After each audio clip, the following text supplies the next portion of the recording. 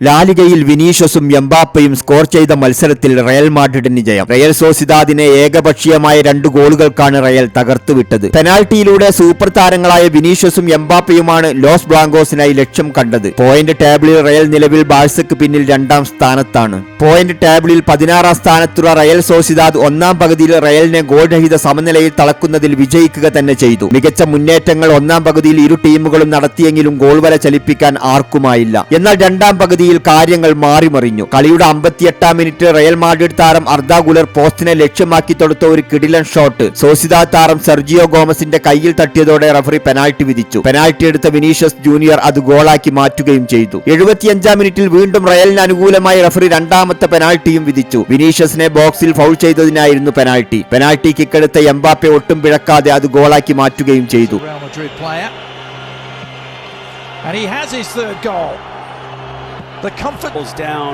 ജയത്തോടെ വിലപ്പെട്ട 3 പോയിന്റുകൾ സ്വന്തമാക്കിയ റയൽ മാഡ്രിഡ് പോയിന്റ് ടേബിളിൽ ബാഴ്സയ്ക്ക് പിന്നിൽ 2ാം സ്ഥാനത്താണ്. നിങ്ങൾ ഈ ചാനൽ സബ്സ്ക്രൈബ് ചെയ്തിട്ടില്ലെങ്കിൽ ദയവ് ചെയ്ത് ചാനൽ ഒന്ന് സബ്സ്ക്രൈബ് ചെയ്യുക.